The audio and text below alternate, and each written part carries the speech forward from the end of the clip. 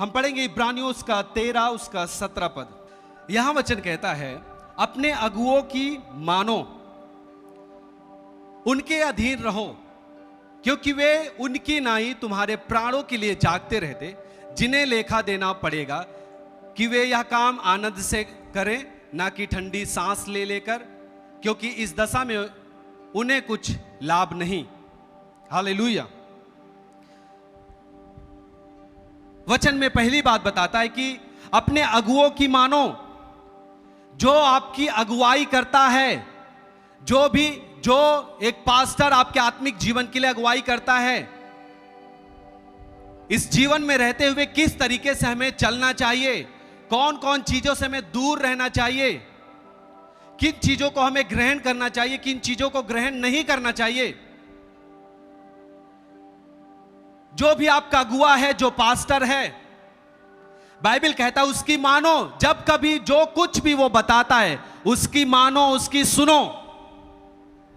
और आगे लिखता है, उनके अधीन रहो। आज यही अधीनता बहुत सारे लोग स्वीकार करने के लिए तैयार नहीं है, लेकिन बाइबल कहता है कि हमें अधीन रहना है अपने अगुओं की। लोग कहते हैं आज मुझे मनुष्य के अधीन नहीं रहना, मुझे परमेश्वर के अधीन रहना है। रहिए, ये तो हम ही सिखाते हैं, ये तो पास्टर सिखाते हैं आपको। लेकिन आपको अपने परमेश्वर के अधीन रहने के साथ साथ ये जो शारीरिक जीवन में जो आपको एक शिक्षा दे रहा है, जो आत्मिक जीवन में उन्नति करा रहा है, यदि आप उसके अधीन ना रहे तो मैंने जैसे आपको बताया कि आप व्याकुल रहेंगे, आप भटके हुए रहेंगे। अधीनता का मतलब होता है वो जो कुछ कहेगा वो आपको करना है। और एक आपका पिता आपको कभी नहीं चाहेगा जा कि उस कुएं में कूद जा और मर जा। कोई पिता चाहेगा अपने बच्चे के लिए? कोई पिता अपने बच्चे के लिए चाहेगा कि हमारा बच्चा हमेशा हानि उठाए, दुख में रहे, परेशानी में रहे, गुलामी में रहे? नहीं। तो जो आपका आत्मिक पिता है वो क्यों चाहेगा? वो तो परमेश्वर के भय में आपको शिक्षा देता है, परमेश्वर के भय में वो आपको वचन सिखाता है। हमें उसके अधीन रहना होगा बाइबल के अनुसार जो हमें वचन सिखाता है। यह वो अधीनता नहीं है जिसमें आपको गुलामी करनी है, परंतु यह वो अधीनता है जिसमें आपको छुटकारा मिलता है। हालेलुया। यह वो अधीनता है जिसमें आपको आपके आत्मिक जीवन की उन्नति होती है। हालेलुया। और बाइबल कहता है क्योंकि वे उनके समान तुम्हारे प्राणों के लिए जागते रहते हैं। किसके प्राणों के लिए? बोलिए हमारे प्राणों के लिए। हमारा पिता, जो आत्मिक पिता है, जो हमारा अगुआ है, वो जागता है। जागने का क्या मतलब है? वो आपके लिए प्रार्थना करता है। बाइबल कहता है धर्मी जन की प्रार्थना के प्रभाव से बहुत कुछ हो सकता है, होता है।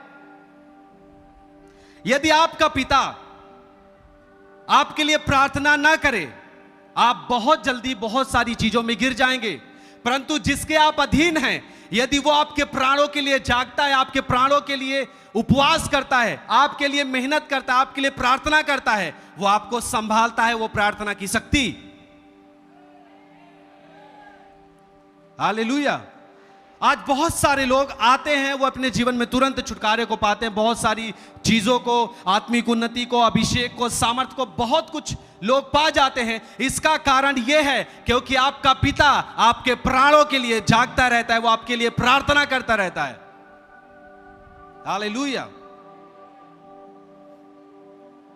आपके जीवन में जो उन्नति हुई है वो केवल आपकी प्रार्थना नहीं है, आपके पीछे कोई प्रार्थना करता है, वो है आपका आत्मिक पिता, आपका अगुआ, जिसके कारण से आप अपने आत्मिक जीवन में उन्नति करते हैं, शारीरिक जीवन में उन्नति करते हैं, आशीषों में उन्नति करते हैं। एक समय तक यीशु मसीह ने पतरस से कहा, हे पतरस, हे शमौन, शैतान तुझे फटकना चाहता है, परंतु मैंने तेरे लिए प्रार्थना की है।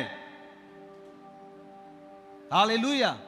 शैतान का अटैक आपके जीवन के लिए हमेशा तैयार रखता है।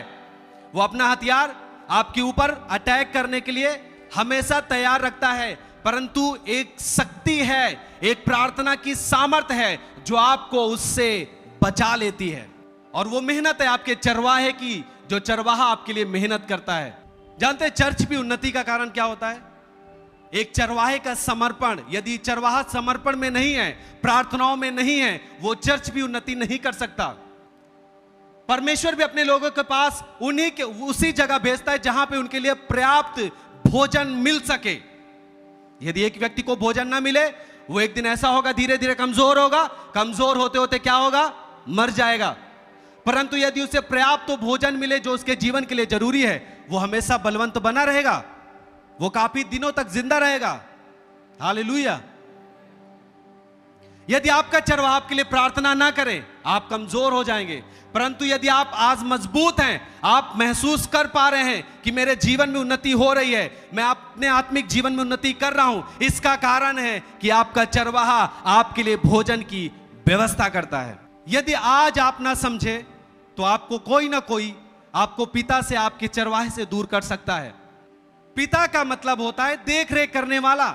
अब आप सोचिए, अगर हमें कोई एक दारू पीने वाला सुसमाचार दे दिया, जुआ खेलने वाला सुसमाचार दे दिया, और हम जाके बोलते हैं आप हमारे आत्मिक पिता हैं, सोचिए आपको कैसा लगेगा?